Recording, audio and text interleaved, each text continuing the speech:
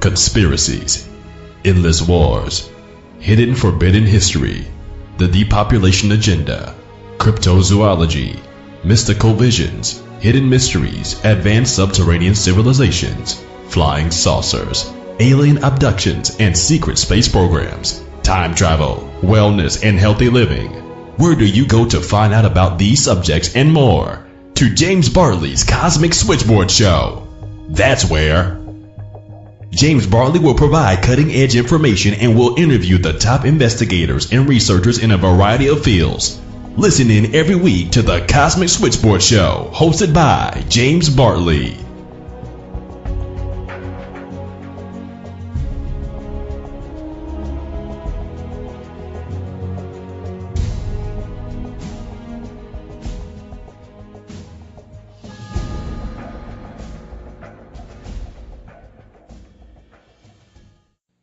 Hello again, everybody. This is James Bartley, and you are listening to the Cosmic Switchboard Show. Today, my very special guest is a dear friend of mine, Naome Swan.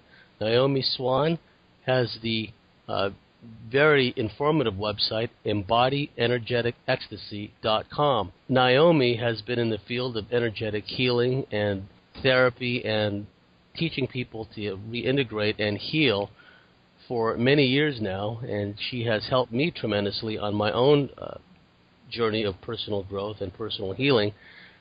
Naome is going to talk about her newest article, Choosing the Hero Within. It's a very important topic. Here is Naome Swan. Naome, how are you doing? I'm good, James. How are you today?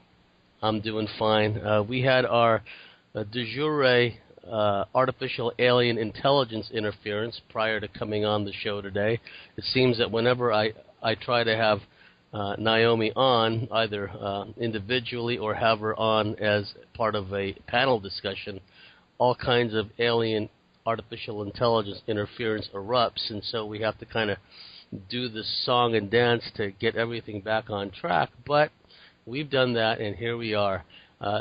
Your newest article, which I read and really enjoyed, Naome, could you explain what you mean about choosing the hero within and how this subject has relevance to a lot of people on this the spiritual journey we're on? Well, I think that the hero archetype is one of the most deceptive archetypes out there, and I think that we all wear them. We all wear it more than we think we do, and it's because on some level we are innate healers, but we don't need to do anything. But the ego that is the hero archetype on the outside is very programmed and conditioned to think that we do. And so what happens when the hero archetype interferes with other people's healings, what happens is that causes interference, and then it becomes parasitic, codependent with both parties. And I know within myself I had to go through some huge learning curves in my own codependence and my own hero archetype to understand how it all operates within the virus and the parasites, so that I don't get infected, nor do I infect anybody else. And I think that there's so much out there where people don't see and understand how the mechanism works, especially with our relationships, and then a lot of healers out there that don't even understand that this mechanism is running. Yes, and for the benefit of the listeners, when Naome refers to the virus and the parasites, she's referring to these archontic manifestations of interference, which has been described in some circles as like a hive mind parasite virus, a parasite, a form of alien artificial intelligence that works through people, works through entities, works through inanimate objects even, and certainly works through electronic circuitry and whatnot, manifests in people's lives for purposes of disruption and interference. Could you explain the dynamics, Naome, which compel people to choose to play the hero or heroine, which in practice means not necessarily acting in one's own best interest? It's a form almost of self-denial. It is a form of self-denial, because what it is we project out with external validation. It's something, it's basically the Superman, and Superman needs to be the savior, or then damsel in distress comes into play. And so with all these different, when you start seeing all these different identities play out, we can start to see the clothing that we've all worn, and we haven't known that.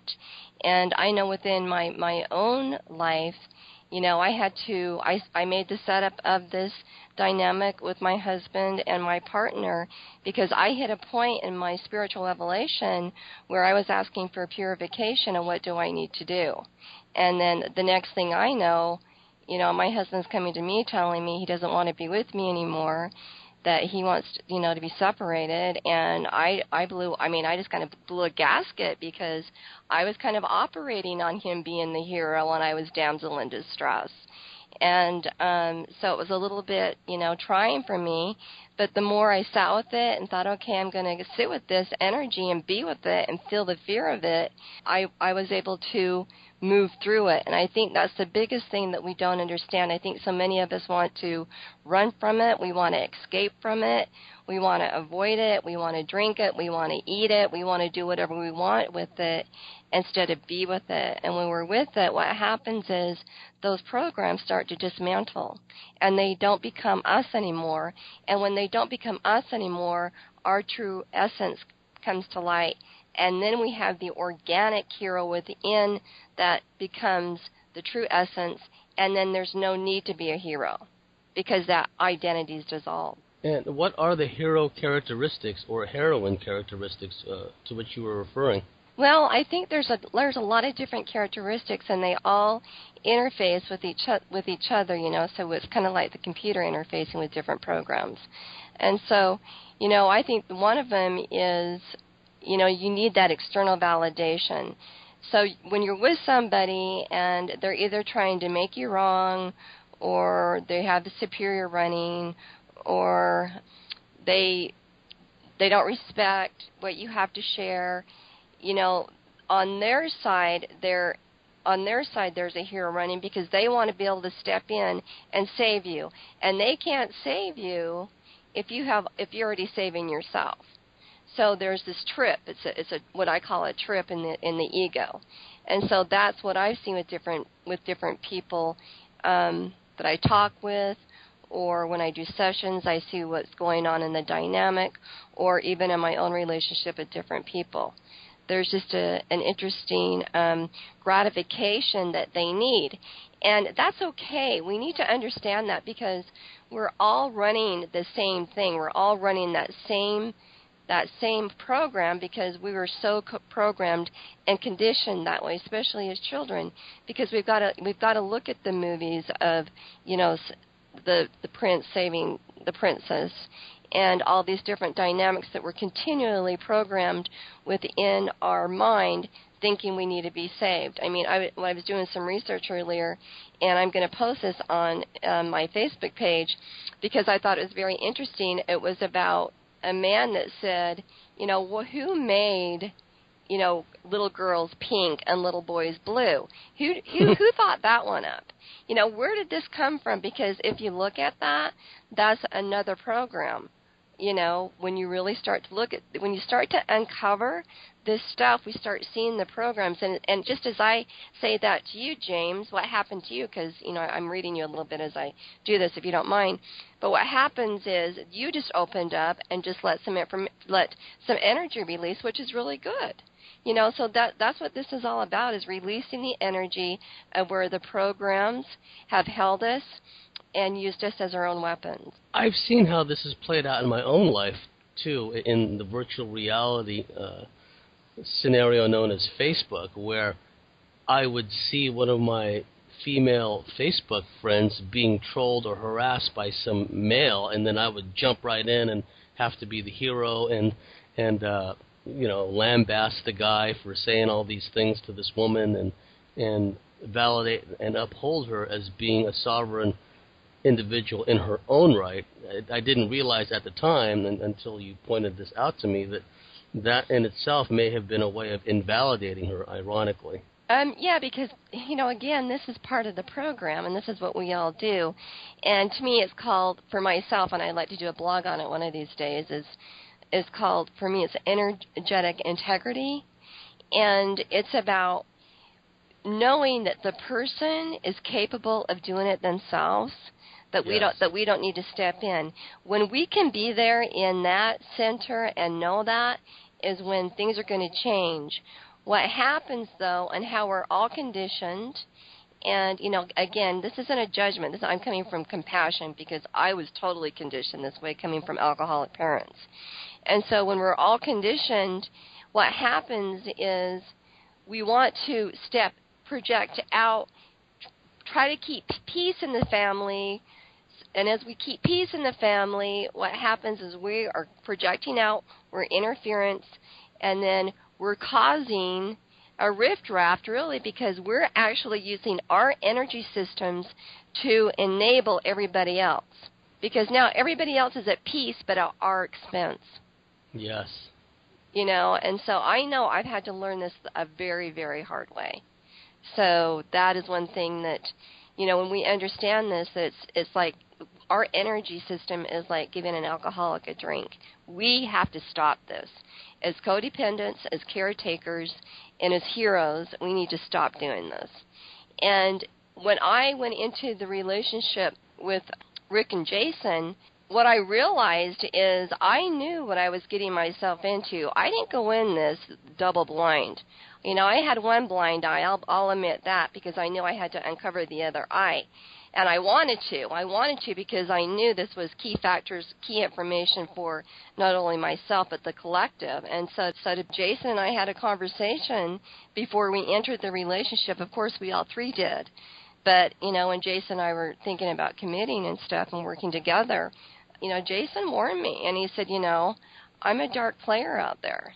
And, I was in my Pollyanna New Age crap, and I'm like, oh, come on, I can help you, I can save you, we can work through this.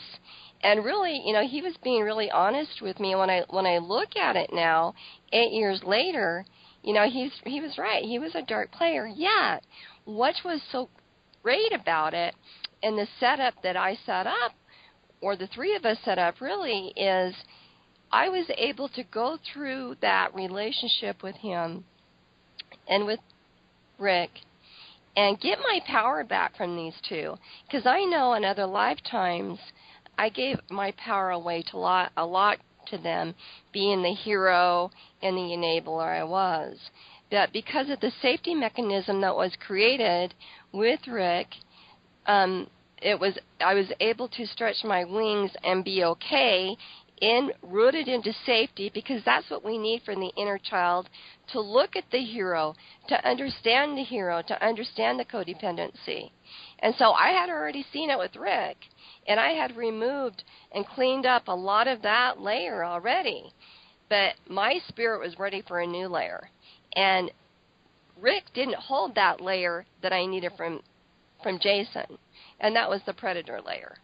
And so with Jason, bless his heart, with telling me he was dark, giving me a heads up, and then me walking into it, understanding that was what was going on, really gave me the hindsight to understand where all the programs and the applications were playing out in my field in order to take my power back, get the virus cleaned up, and, lock those doors. And so that's basically what happened in that dynamic. But the cool part is I learned so much about all three of us, and we all did. Because when you're in this dynamic and you have three people, I don't know if you remember this when you were younger, but I know when girls have three people, there's always one left out. And, yes. And that's kind of what the dynamic was in this relationship. If it wasn't Rick feeling left out, it was Jason feeling left out. And sometimes it was me feeling left out, too, because, they would kind of gain up on me sometimes. But, that was okay, because when that was happening, their hero was coming out, and we all had to go deep inside and do some reflection and go deeper than most people understand, because most people just want to be in their comfort zone and not do work. And this relationship really put us all three out of our comfort zone. And when you're out of your comfort zone, what happens is it opens up different formalities that wouldn't have opened. And so to me, it was kind of like I really felt like it was an energetic workshop that was free, that didn't cost me money, didn't cost me money, but I regained a lot of power from it. I regained a lot of richness from it. I regained my gold back that I had lost from past lives. And that's from me entertaining my own hero within. But what I saw is how I projected out, how I wanted, I didn't have Rick to save me, so now I wanted Jason to save me on some level. And that really stirred up the false God light that I had, running behind the scenes. And, and then I could see where they wanted me to save them and where I played the superiority and I played the teacher and, and I was in my ego. And so I think that, it's a balance, and I think that right now the planet is trying to find the balance with the masculine and the feminine. And I think that with the hero is they don't have the boundaries. They lose balance. They lose themselves. It's really, really sad when we give up our needs, and that's the hero. That's what the ego hero does, is they give up their needs to save everybody else. And then that's when it gets really toxic. That's when it goes into, resentment and those kind of formalities that kind of the entities start coming in, then the interdimensional beings ride on them and piggyback on them, and then the whole thing turns into a nightmare. But when we have the ability to look at ourselves and own and be accountable and humbled, that's when things shift and that's when things change. That it's having that understanding of having that capability of holding and sustaining the field while people go through that. And we did that for 8 years. And we really held it. And we got really, really deep and really sustained the field until it got a little bit too much for Jason and I, because we were going so deep. What happened is, and I want people to understand this because this is where we're going, is we were bringing up, pretty purification energy from the planet. And the more purified we were getting, the more the dark forces gained on us. Until finally we just got exhausted. We were just like, God, this is just getting too tiring. We need to take a break. And so basically that's kind of how it ended up. But I know, I can't speak for Jason, but I know I received a lot of information. My energy system, I felt like, was so entangled with the both of them. And I felt like I couldn't do anything without a man program. And now it's like, no, I don't need a man. I am so sustained. I don't need anybody. I love being with myself. So it really, really helped me reorganize my system into my own true sovereignty. Those are all very important points, and it ties into this patriarchal programming that all people in general are subjected to, but women in particular, where they're force-fed this notion that they're helpless, that they need a man or males around to help them resolve whatever crisis. And this is constantly reinforced. We see this also in movies, where this hero-heroine notion plays itself out. From the feminine perspective, you have Sigourney Weaver battling all the aliens in that series of movies. You have Kevin Costner in The Postman movie, and the Waterworld movie, where they're constantly trying to help others, but there seems to be this underplay, this undercurrent of them trying to find themselves at the same time. And I've seen this dynamic at work in the UFO field, where somebody takes on the mantle of being let's say a UFO group facilitator or a UFO support group, alien abductee support group facilitator, and they get so busy getting people involved in abductee support group meetings and getting into people's lives that they wind up becoming enmeshed with those people. There's no longer any separation or any boundaries. It's no longer Sheila, the abductee support group facilitator. It's Sheila getting into the kitchen of Millie, of Stan, of Fred, of Lacey.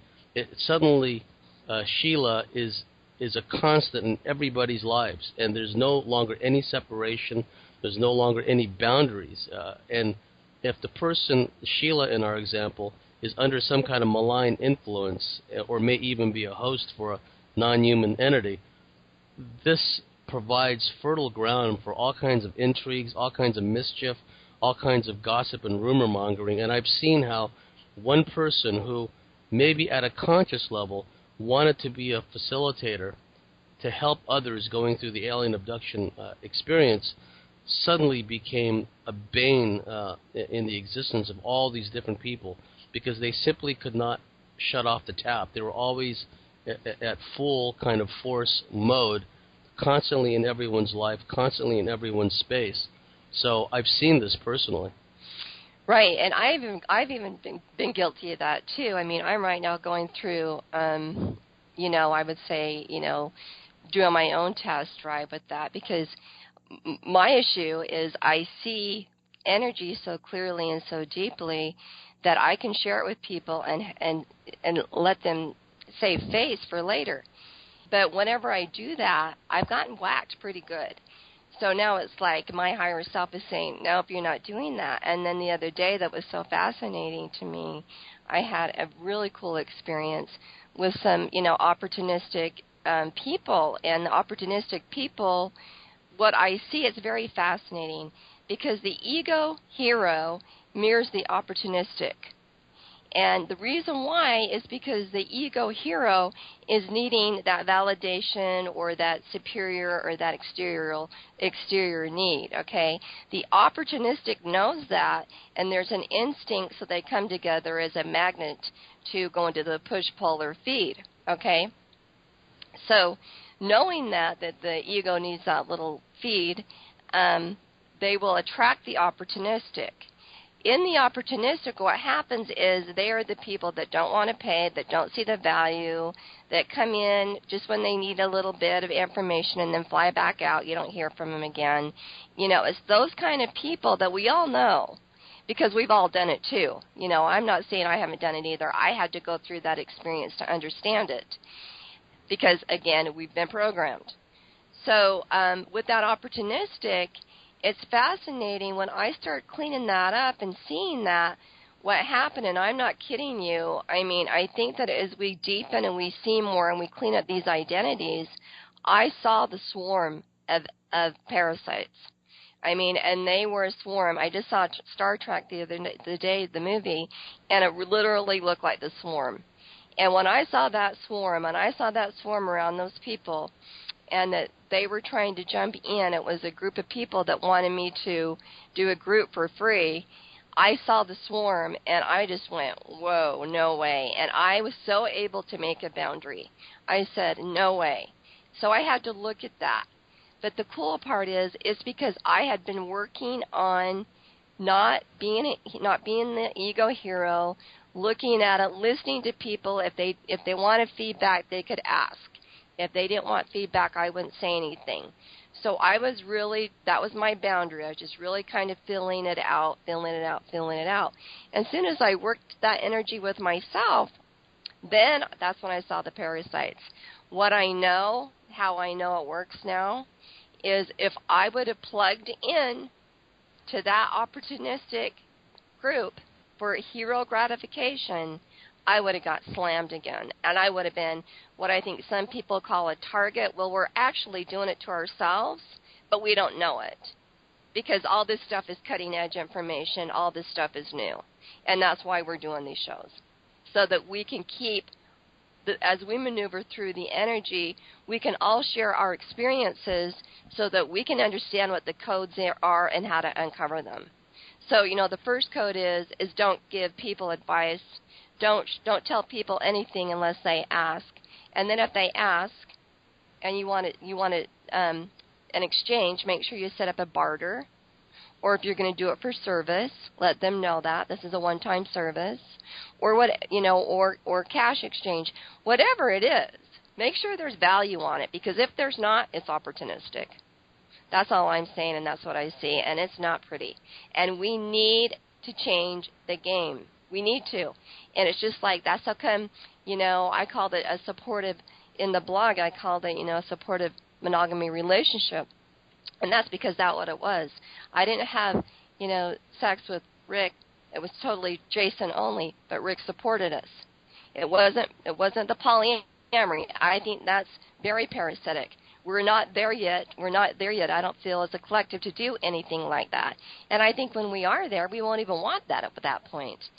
But with the change in the game as far as the supporting each other, because these mind control programs are strong, and we need backup. We need support. And I think that by just us changing the game, it put us into another consciousness. Eckhart Tolle talked about it once on one of his talks I heard him say. And he says, anytime we do something different and we change the game, we get out of that consciousness, which gives us more ability to do the inner work that we need to do. And we're not bogged down by collective interference. And I think that that's really, really true. I think we go into another gateway, and we move a lot more energy that way. So, and moving a lot of energy may sound like work, but we've got to understand, the end game. The end game, are we going to be reincarnated and come back here again and do this again? Are we going to finally free ourselves as a species? And James, I really don't think too many people are taking this seriously. I mean, I just think that they think they can do their stuff, and it's just, we can't. We have to go deeper. We have to get more disciplined within ourselves to create changes in the game. Because as we create changes in the game, the consumer are going to have the one that will surprise the Illuminati. Yes, and I can only talk about my personal experience as having been this person in this hero mode, where I was such in a people-pleasing, seeking the approval of others mode when I first got into this field. Now, I'd been interested in the subject of UFOs and aliens and whatnot since boyhood, but as far as a diligent, active researcher, it began in the early 1990s. And when I joined the San Diego UFO Society, suddenly I was in a field of a lot of like-minded people, and we all seemed to be sharing the same goals and the same desires and the same dreams. Little did I know at the time just how different some of these dreams and visions were from one person to the next. And in my zeal, in my people-pleasing mode, I went overboard. I would spend hours fast duplicating tape recorders, mass-producing audio tapes of lectures and sending them out to people all over the country. I would dupe out VHS tapes of lectures and documentaries and send them all over the place. And sometimes when I didn't have a blank to record over, or if I didn't have a recorder that was working at the time, I would foolishly send out the originals. And I mean like originals like Barbara Bartholek lectures and Dr. Carla Turner lectures on VHS, which I never got back. Oh. Because I was in such people-pleasing mode to be, making a difference, to be everybody's friend, to be kind of a Pollyanna, that I lost myself. And one of the problems that some Scorpios have, I went through this myself, is sometimes we suffer from a dangerous naivete, where we think that because this individual we've just met, and maybe we weren't too adept at discerning energy fields at the time, we think that just because they have similar interests in us, that we are exactly the same, that we're motivated and we're driven by the same desires, the same wants, we have the same level of integrity. And boy howdy, did I find out that was anything that was not the case, because being in this people-pleasing mode at the time sucked me into a lot of intrigues, like in the example I shared earlier about someone named Sheila, who was based on a real-life person, where Sheila was a UFO group facilitator. She had a number of groups. She had an abductee male group, she had an abductee female group, she had a children's group, and she was getting into everybody's kitchen. This is the term that I used, getting into everybody's kitchen. And I got ensnared in all that, and I got ensnared in all of her intrigues and all of her gossip and all of her rumor mongering, and suddenly my name was being, dragged through the mud. And it was all because of this people-pleasing need of mine at the time, where I had this compulsion to make myself liked and make myself appreciated. Instead of just being me and letting my natural meanness, if you will, flow out, I fell into this pattern which you're talking about, this hero pattern.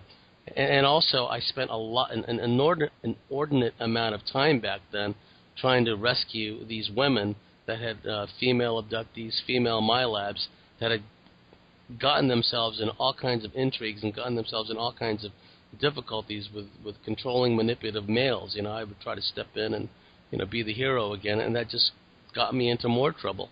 And another point you made earlier, which is extremely important, is the importance of setting boundaries.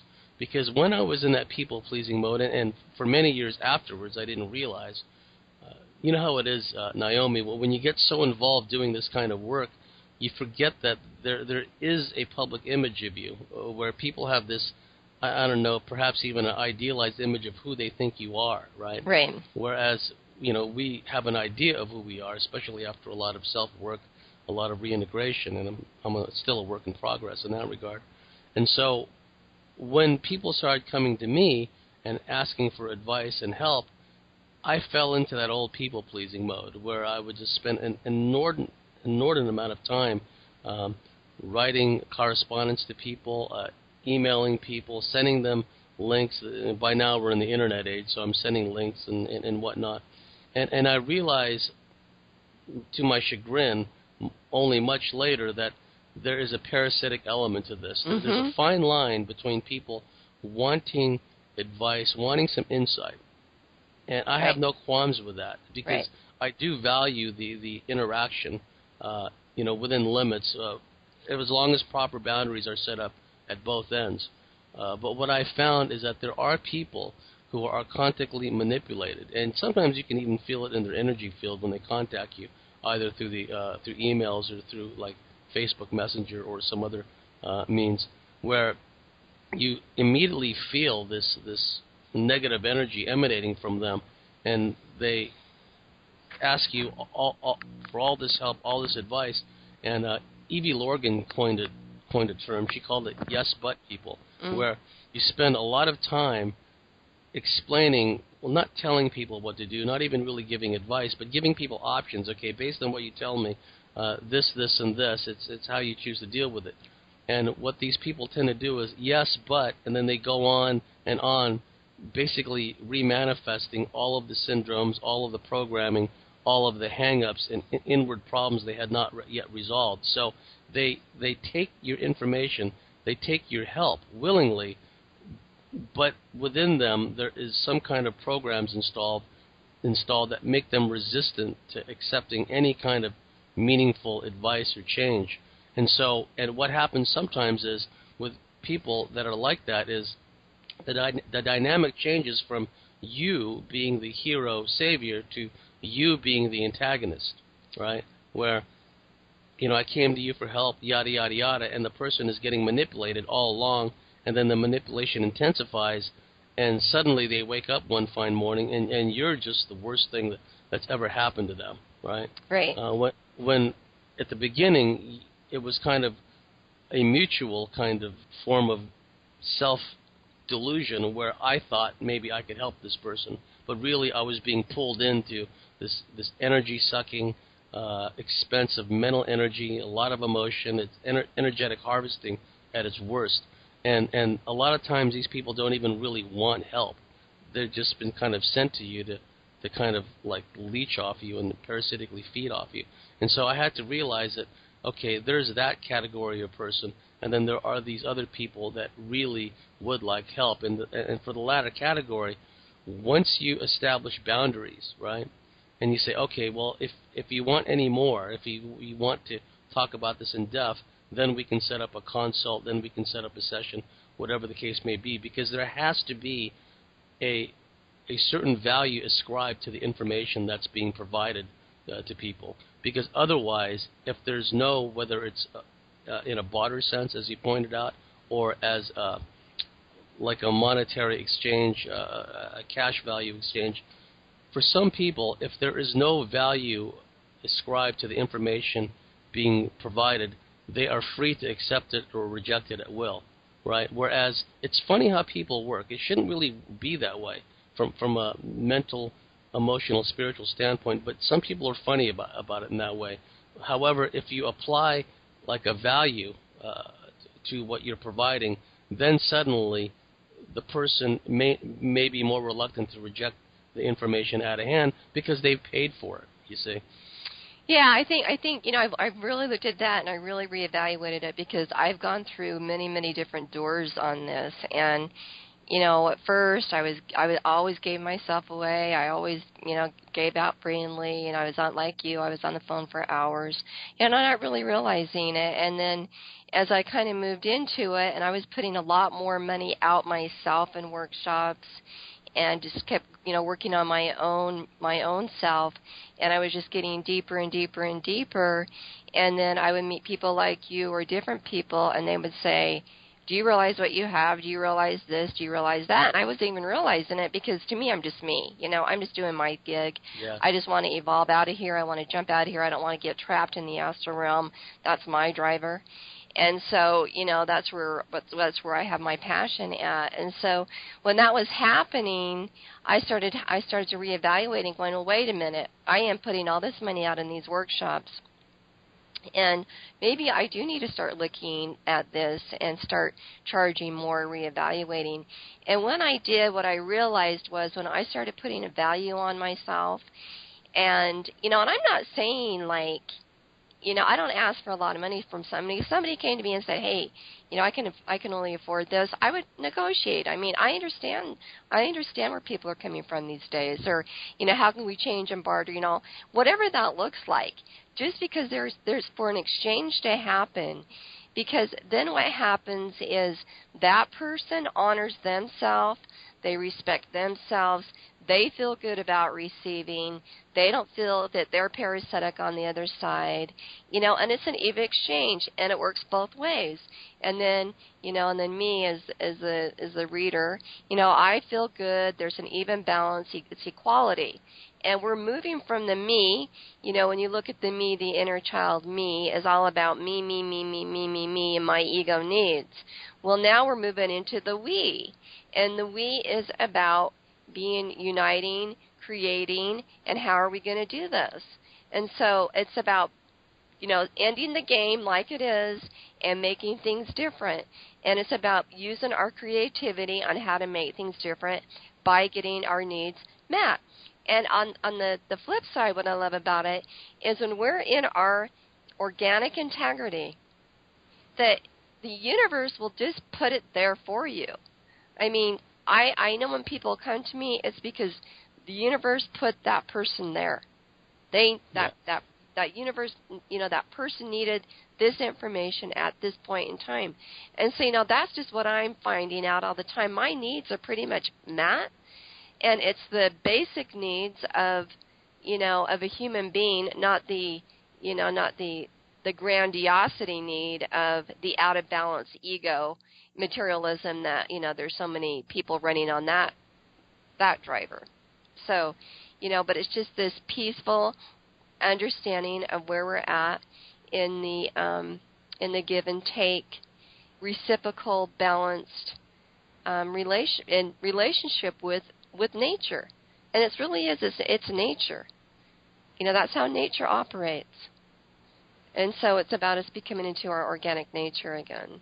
And those butt people, I think those butt people are in so much pain and agony that they are spinning. I've seen this over and over again. They're in OCD loops. And they're spinning and they're spinning and they're spinning. And they're spinning so tightly that they don't understand that they're throwing energy at everything and everybody, and they don't understand why people keep, running away from them. And, because I am so sensitive, I feel it. I mean, I feel like I'm being whipped, when I'm in that, when I feel that energy coming in. What I know is this, but with a mother, a mother with a huge heart and a huge understanding is, the compassionate intelligence of my essence sees this person hurting. And I also see that their needs are not being met, and probably for their almost whole entire life and past lives, they haven't been met. And I think that where we're moving into is the hero within is understanding the processes of how we meet our own needs, our own emotional needs. I'm not talking about if you're in a wheelchair and you have somebody that can't help you. Because, you hear this stuff and you're going, oh, yeah, great, well, I can't do that. I'm in a wheelchair. How can I do that?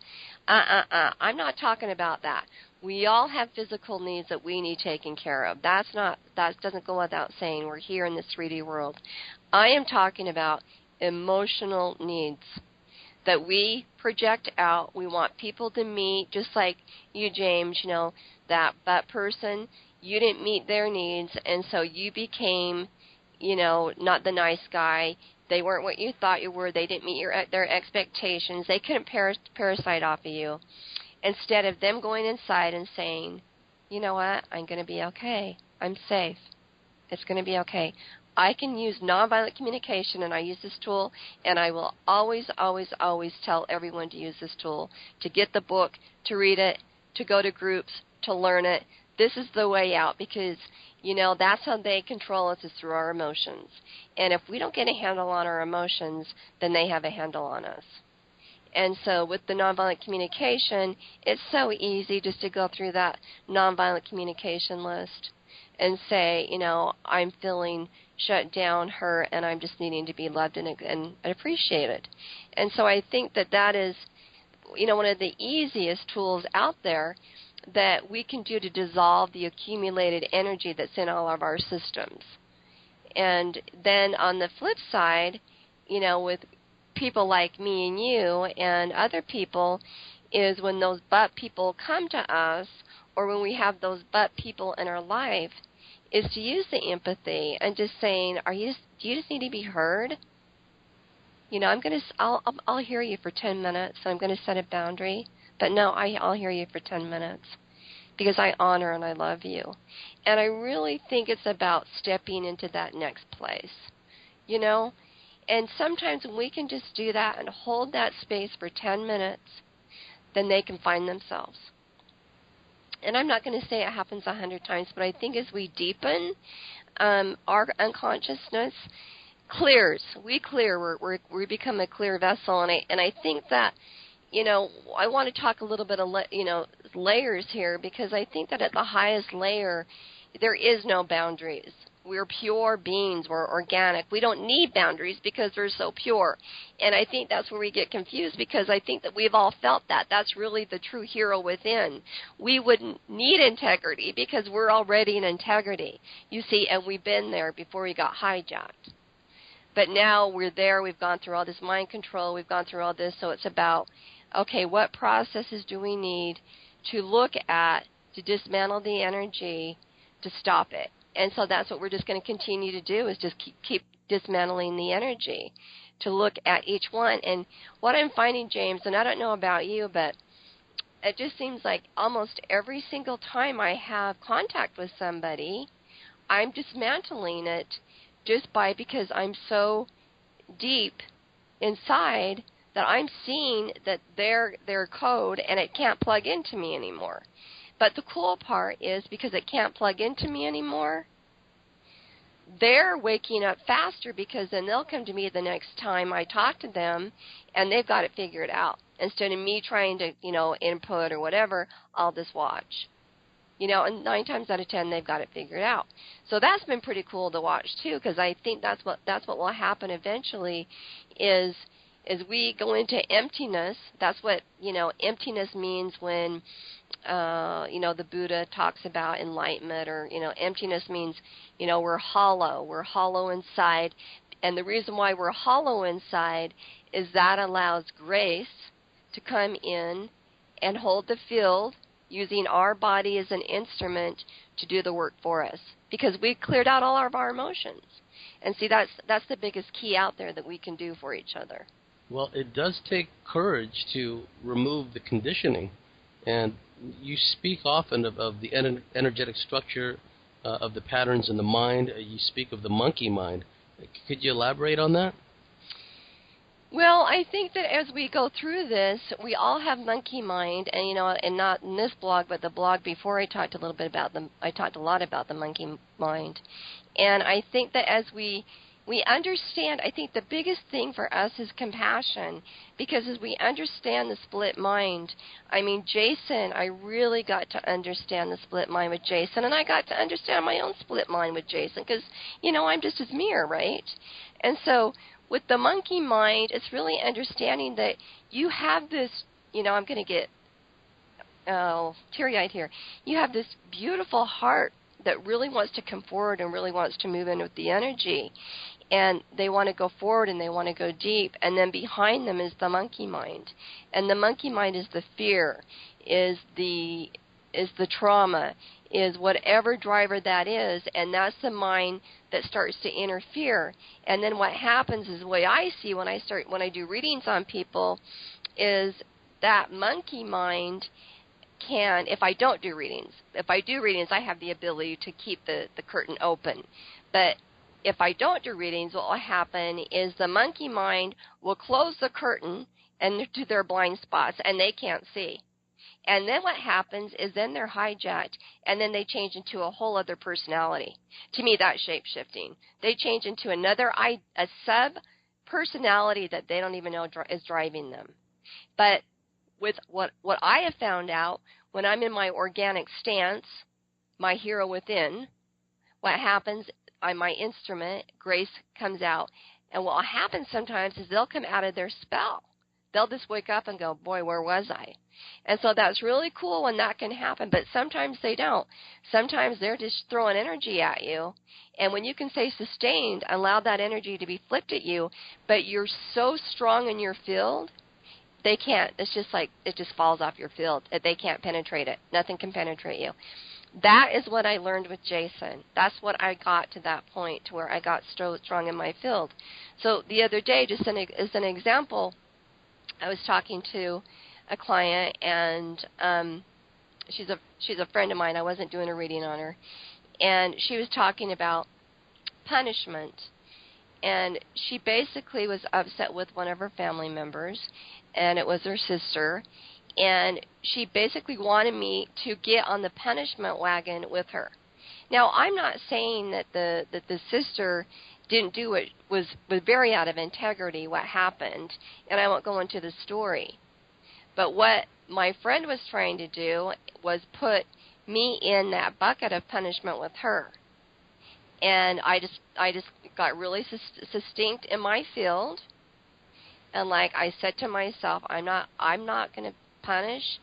I have no right to punish. That is none of my business. That's between them and God. It's none of my business. And when I say it's none of my business and it's between them and God, that just keeps me really tight in my field. And then she says, well, I need to go. And I know why she said that she needs to go is because she wanted to hook in and ride me with, to slam him. See, I see how the spell works, and I'm like, no, I'm not going to do that. I'm just not going to do that. Unfortunately, this particular person isn't coachable, so I just don't say anything. And when the door, there's a time where she is coachable, then it will happen. If it doesn't, that's okay too. I mean, I don't need the business. So that's where that's at. You know what I'm saying? So you're just looking at all these different dynamics, and there's no judgment here. It's pure observation of knowing what I can do, what I can't do, what they're paying me for, and what I'm allowed to do. Yes, and the point you made earlier also about how by sustaining our field, we don't become engaged. We've come across so many people, you and I, they're stuck in these OCD thought loops. And in our example, let's say they're caught up in like a really long-lasting alien love bite, and they're in the throes of an obsession with another person. What I found is, if they're in the yes but mode, the best thing to do, as you've said, is to give them 10 minutes of time. If you happen to be around them, if you happen to interact with them on a semi-regular basis, let them talk about whatever their misgivings are, whatever their thoughts are on the toxic relationship they happen to be involved in. Vice, in the past, always coming up with advice, giving them different scenarios and having them play out different scenarios in their mind if this, then this, what if, etc., because we find out, to our chagrin, that often is not. They just reject those suggestions out of hand anyway. So it becomes not only an OCD thought loop for them, but we get pulled into their OCD thought loop, and we participate in this game, this dog and pony act kind of, where if one were to step back and look, it would seem as if person A, the one who seems to be seeking advice and help, getting the same responses out of person B, the person who's playing the role of the hero or heroine, and person B's responses are basically being ignored and dismissed and marginalized. Right. And so it becomes like a vicious cycle over and over and over. And I found that when I just allow this person, and it's something that just came to me kind of organically. It was nothing that I kind of set out to do with certain people. I just said, okay, I'll let them speak their piece, because I know at some point they're going to want to bring up this toxic relationship and what they should do about it. I will just let them speak, and after a certain amount of time, I will acknowledge them, I will love on them, and then I will kind of change the subject and move on to something else. So they get their needs met. I don't get pulled in. They don't get their hooks into me. I don't spin my wheels giving them advice, which A, they're not paying for, B, they don't really want to act upon anyway, right? Right. And so it honors the both of us. Right. It changes that dynamic from being parasitical right. on the one hand and the need to be a people pleaser, right. hero, heroine on the other, right. and it lifts it to a different level. And it's a balance, and it becomes balanced because, just like my friend, I'm honoring her. I know my boundaries with her, and so it becomes this understanding that's where we're at, and observation, so that what I know is each mind is different. So that's why the art of discernment is so key. And even when you think you get the art of discernment down, and it comes through the back door again. And so, when it comes through the back door, then you got more on your tool belt. Okay, now there's this code. Because I don't look at these issues as the people, because I see the people's heart, and I know people are very loving and nurturing at heart. It's the program. And so I just see the program, and I just put the program in my pocket and go, okay, here's another tool that I can watch out for. Here's another tool that I can share with people so that they understand the program and not get hit by the program like I did or like you did. You know what I mean? And I think I know that's what's going to happen as we move forward. I think things are going to move really quick as we dismantle these different programs. I mean, there was a party I went to the other day, one of the things I saw was kind of I fell into the hero thing again. It was very, very fascinating. A friend of mine was going out of town, and we went to a party, and I don't really I don't drink, and so there was drinking there. It wouldn't be one of my things, but since she was moving, I wanted to go for her. And it wasn't, a big, drunker party. It was just wine and stuff. However, the woman that did the party for her wouldn't let us leave. She wanted my girlfriend to stay another hour, and it's like, 10:30, and I'm looking at my friend, we should go, and she's like, I want to go too. And then 11:30, we're still there, and as I'm noticing we're still there, she's drinking her wine, and the entities are really starting to get riled up. And as she's talking, I'm watching the entities now, and what she's doing to people was very fascinating. She was monopolizing the conversation. Then she would come out and ask the person a question. Before the person could answer her, she would move to the next one. So the person was left like, I want to answer you. She would close the door. It would go into a trap door. And so she would actually put their energy into a trap door, and then she would go to the next. Now, I was part of the energy. I know. I was in the trap door till the next day, and I saw what happened. So, so the next day, I mean, it's like, we get home at 1:30, and I said to my friend, and she's also from adult children of alcoholic parents, and I says, hey, we really screwed up last night. We did not honor ourselves. We did not set boundaries. We allowed her to manipulate us, and we stayed there. And she goes, I know. I see that. And we both felt hungover, and neither one of us drank. We felt like we both drank 2 bottles of wine. I bet you that girl didn't feel hungover at all.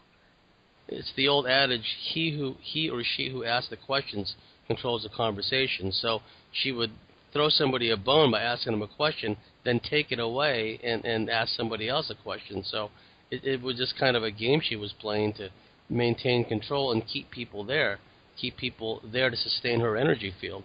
Very interesting dynamic. It was an interesting dynamic, but even just a step further, though, she put our energy in a trapdoor and used it for harvesting. Yes. Now, I was being used. I'm like, where is my energy going? What is going on here?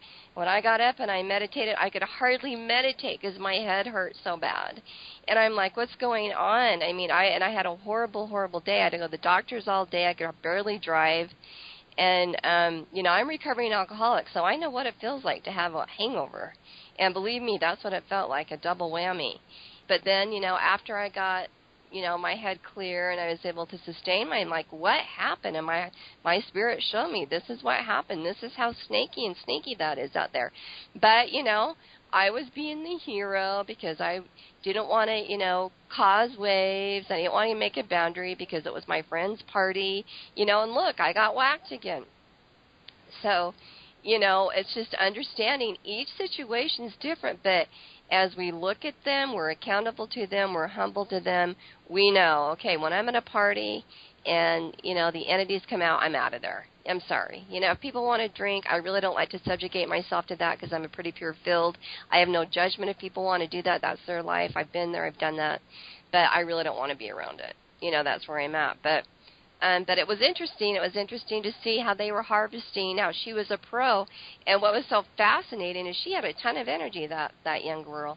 I mean, she was our age, she was my age, but she had a ton of energy. I'm just like, well, no wonder you got so much energy, They know how to use her to harvest and use the energy. So, what I did is I entrapped the door and got all my energy back. And as I'm saying this, it's fascinating.